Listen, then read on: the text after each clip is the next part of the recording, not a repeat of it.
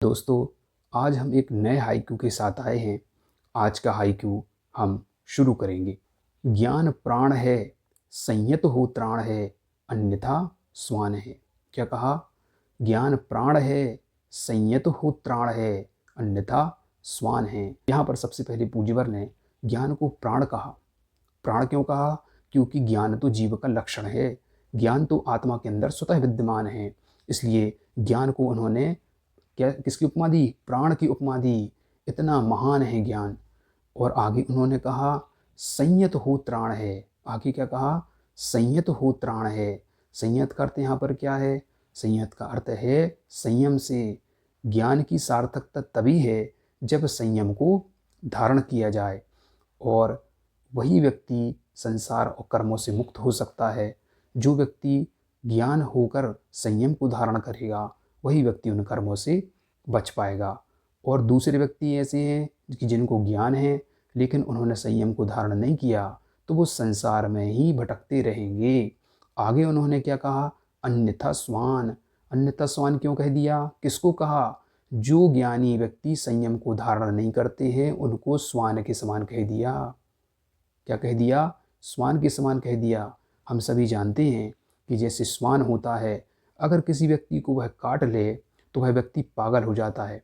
ऐसे ही संयम के बिना वह व्यक्ति क्या हो जाता है? ऐसे ही जो व्यक्ति ज्ञानी होकर भी संयम को धारण ना करे, वह व्यक्ति उस पागल श्वान के समान हो जाता है, अहंकारी बन जाता है। संयमी का ज्ञान कैसा हो गया? संयमी का ज्ञान तो संसार से पार करने वाला हो गया। वो असंयमी का ज्ञान कैसा हो गया?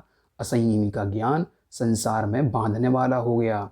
हम सभी जानते हैं कि राम को भी ज्ञान था और रावण को भी ज्ञान था, लेकिन राम ने उस ज्ञान का अलग उपयोग किया और रावण ने उस ज्ञान का अलग उपयोग किया।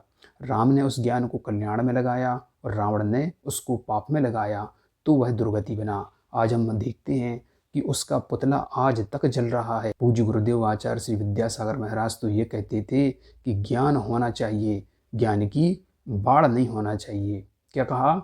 ज्ञान होना चाहिए पर ज्ञान की बाढ़ नहीं होना चाहिए। जैसे हम देखते हैं कि नदी का जो पानी रहता है वह आजू बाजू से साइड से क्या होता है, मिट्टी और पेड़ों के सहारे वह बांध कर रखता है मिट्टी और पेड़, ताकि वह पानी व्यवस्थित तरीके से एक दिशा में बह सके। हमारे जीवन में ज्ञान है, वह ज्ञान क्या करता है?